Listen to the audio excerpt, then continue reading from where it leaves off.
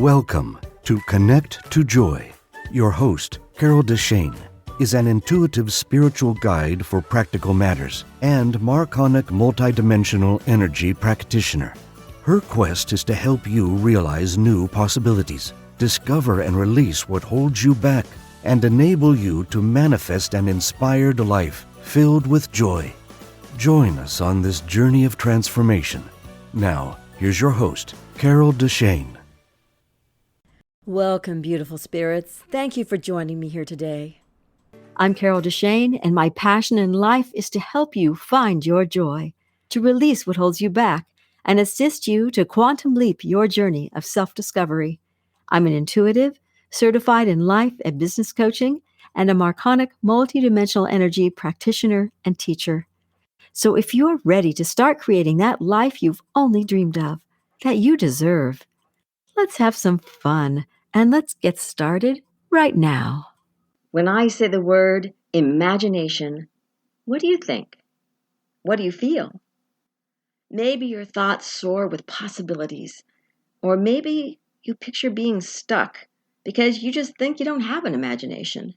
Or maybe you cringe because you were always yelled at for daydreaming and that's all you think imagination is. What would we do without imagination? Without it, we wouldn't have space travel, computers, tasty recipes, indoor plumbing, or any fiction books, and children wouldn't be read to sleep with fairy tales or Dr. Seuss. How boring would life be? And how difficult if all those things that had been invented hadn't been thought of. We'd still be in caves, hunting for food and surviving the best we could. But we're lucky. All humans have imaginations. We've created and invented things since we first became a species. We've made our lives more comfortable, and we've allowed ourselves to live way beyond the survival stage.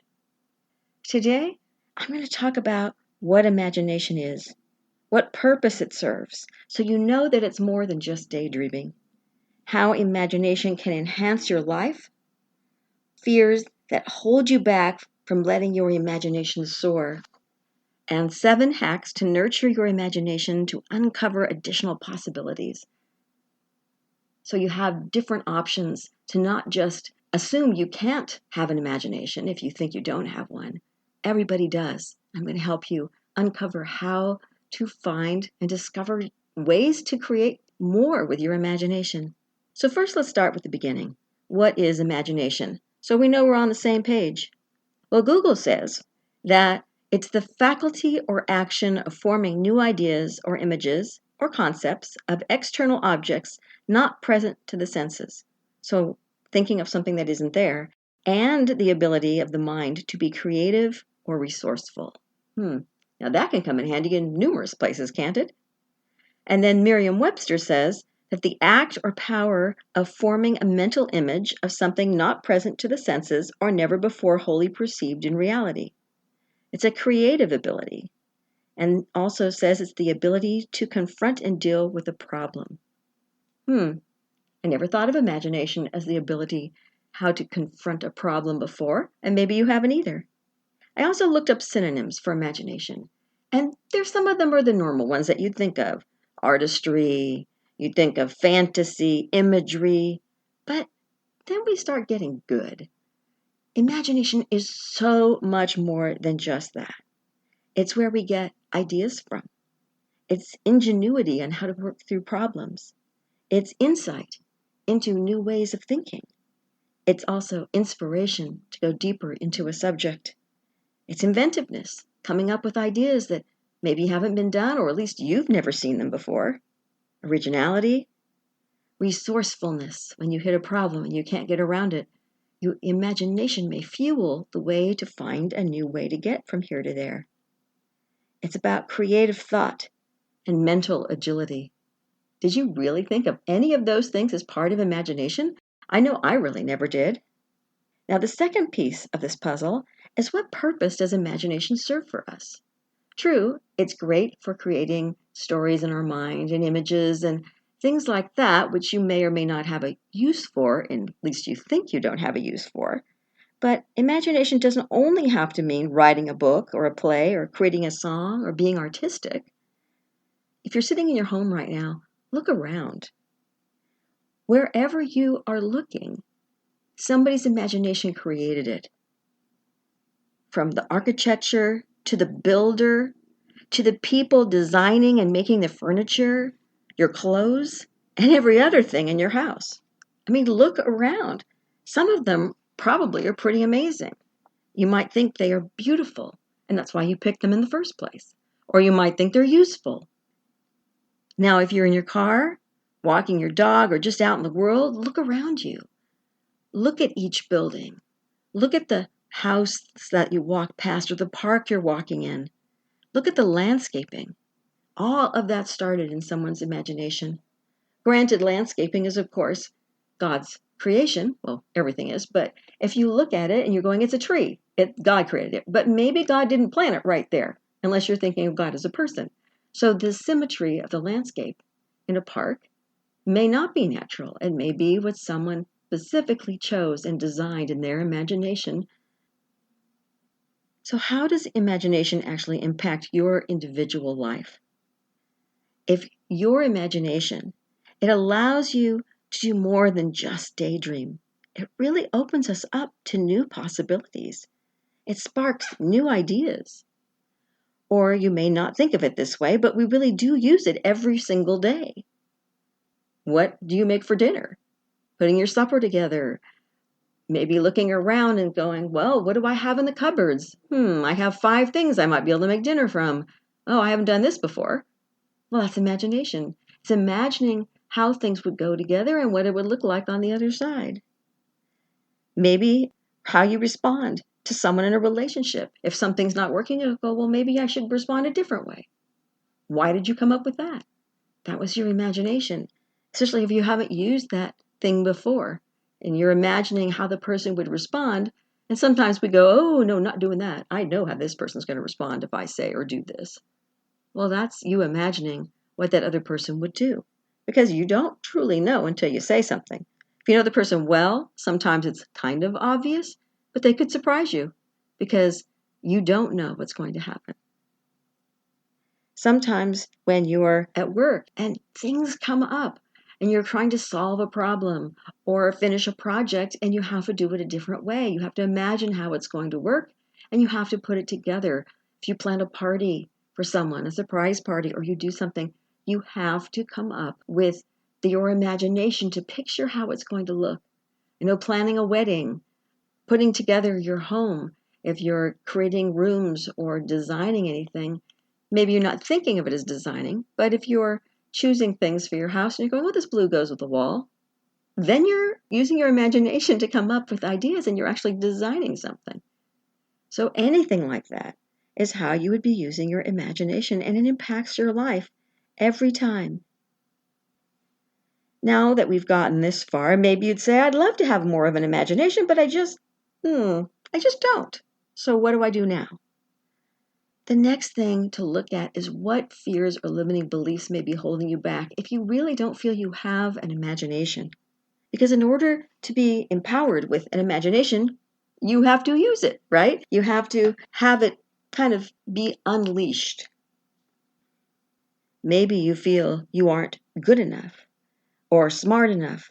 It could be that someone told you your art or your singing wasn't very good, or that was maybe awful, off tune, or maybe they just said, ugh, what are you thinking? I bet you Picasso's mother said the same thing, because really, it's a little odd. Your ideas may have always been put down. Maybe every time you bring up a new idea at the office, they go, oh, no, that's not going to work. And maybe they even look at you and go, what? You crazy, that's not going to happen. And if you do that enough, you start believing what other people say. And therefore you become connected to this limiting belief that maybe you didn't start with. Maybe you're afraid of failure, of trying new things that your imagination comes up with. If your imagination comes up with all sorts of new ideas for you and you don't follow through, or you go, oh, no, maybe you have that fear of failure, or that fear that you aren't smart enough to have come up with this great idea on your own. Or maybe you just need practice because you never were encouraged to think along new lines of thought. So maybe imagination isn't something you were encouraged to do.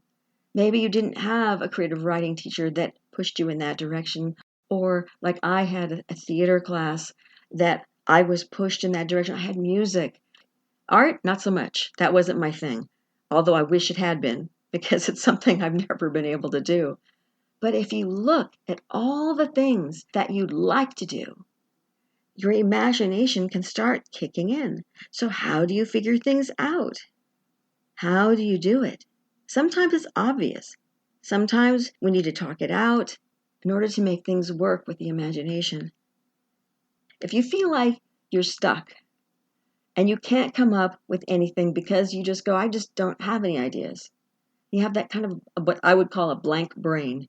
There's nothing there. It's just totally blank.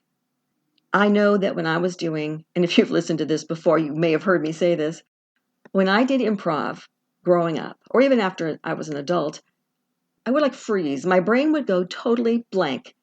It was so quiet. Sometimes I wish it would do that on a regular basis, but it wouldn't. I usually have a mind going a million miles an hour. But I swear they would say, go. They give us a story or somewhere to start with the improv, and my mind would go blank. Absolutely blank. And I'd stare at them like I had no idea what to say, and they just go, oh my God, and they just go work around me. But that imagination thing just got stuck for me. So I totally get it. If you don't have one, or you don't think you do, that's creative enough in certain areas. If you know or you think it's some sort of limiting belief, which it usually is, or some sort of fear, you can, of course, talk to people about it. You can talk to a friend, but it's usually better to talk to someone who's kind of trained in asking you questions to be able to help you uncover what it is. Some friends are great at that, but sometimes it's better to have an objective person. So you might want to go to your minister, your priest, or whatever if you are religious, that person that you would talk to in your religion. You can also talk to a therapist, of course, if you think it's really deep seated. But a lot of times, life coaches like me, we can help you uncover things and move through them fairly quickly if they're not something you need to delve into so deeply that you need to stay there for a while and uncover bit by bit. Then that's better for a therapist. So, whatever you need, whatever you think, go, I don't know what this is.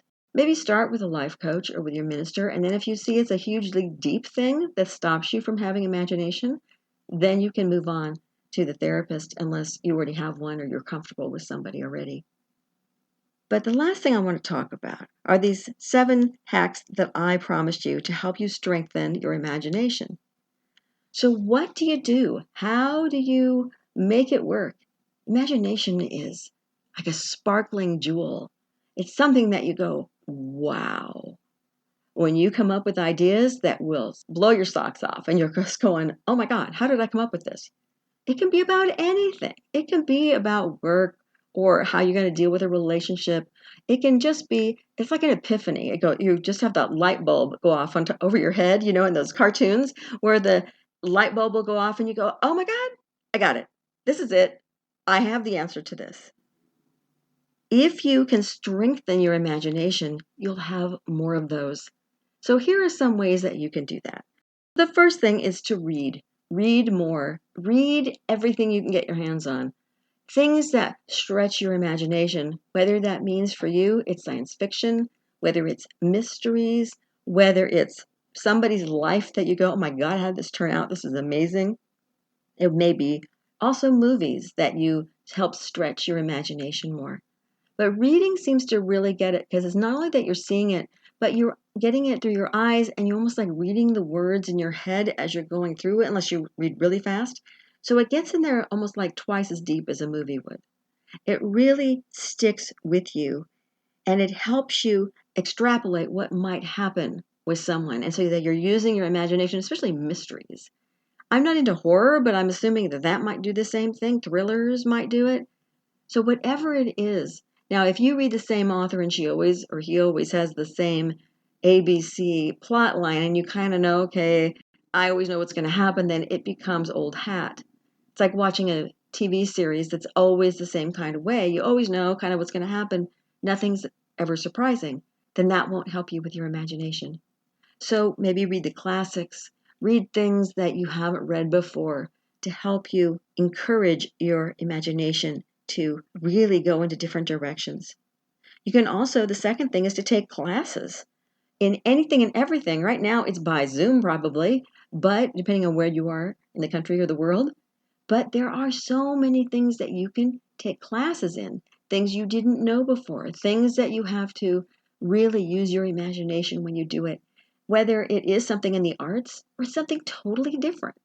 It can be something totally different and still use your imagination.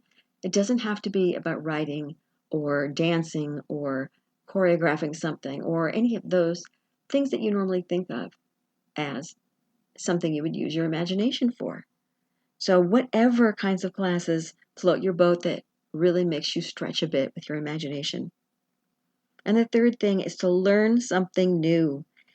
It will give you more mental agility where you'll have to think faster and more creative thought. Whatever you may be learning of something new, and that could be by going to classes or the next one, which is about your new hobbies. Whatever you're learning, your imagination needs to help you learn it. It's just the way it works. Allow yourself to have some of these new ideas that come from learning something new. You'll get more inventive, more resourceful when you're learning something new. And you will indeed get more mental agility, like I said. The fourth thing is to work out puzzles.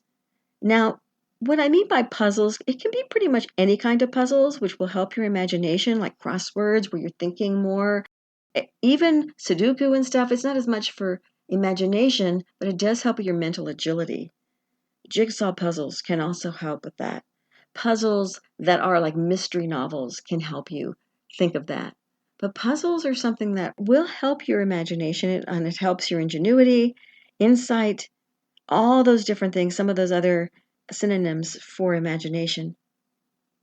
And the fifth one is to pick up a new hobby or expand on what you already do. I do design some of my own crafts, and sometimes I've done them for years. And I will do it and I'll make a mistake. I'll cut it wrong or I'll sew it wrong and I'll go, oh my God, how did I do that? And sometimes I just use the seam ripper and rip the seam back out and do it again. But if you cut it wrong, it's like, do I throw it out or do I go ahead and try and make this work? I'm one of those that will try and make it work. So I'm using my creativity and my imagination to say, how can this work? And somehow, I'd say 98% of the time, maybe not 99, but 97, 98% of the time, it's better. It's different than what I started out with. Once in a while, I have to toss it or recut a piece or whatever, depending on what I do. But I look at it and I go, whoa, well, this turned out better than I thought. This is way better. I actually like this better than the original. And then maybe I'll start making all of them the way the mistake went, so I can learn new things. So you can use your imagination when you're doing hobbies. The sixth one is to think about, now this one's kind of fun. So think about what you want for your life. Look at different areas and what relationships, where is it now, and what do you want? So stretch those muscles with your imagination. What in this area of your life do you want? Maybe you're fine, you're married. Maybe you have but you look at it and you go, what more do I want? So maybe you want to share more. You want to do more exciting things together. Or maybe you want more time on your own. What is it that you want from the relationship that would really make you feel like you were listened to, that you were fed? If you can, in your wildest imagination, if you can wave a magic wand, what do you want in this relationship? Or maybe you don't want that relationship, you want something different, but you're afraid to leave. So in your imagination, if you could have anything you wanted, what would it be? Then there's also doing the same thing for your career. If you could have anything you want, if you don't like certain things, and you do like certain things, put it together. Because until you can imagine it, it's hard to appreciate it when it pops up in front of your face. Sometimes you'll get close to what you're asking for and it'll be better, which is great. So there's some things you didn't even imagine you wanted, but it's easier to get what you want. When you put out there in the universe, this is what I want, bring it to me. And all of a sudden it'll start showing up in maybe bits and pieces, or maybe one full opportunity will just drop in your lap and you go, oh my God, I just asked for this. And here it is. The power of the imagination is huge. So you need to make sure that when you unleash it, You do what you want with it. Don't ask anything negative. Don't think about, well, when this negative thing happens, I'd be able to handle it. No. What's the opposite of that? Just imagine the good and the wondrous and the fabulous, knowing that if anything happens, you're going to be great. But you don't need to concentrate on what those individual negative things are with your imagination. Law of attraction will pull it to you, but you have to put out there in the universe what you want. And that's why you're stretching your imagination. And I like to say to unleash it and let it go.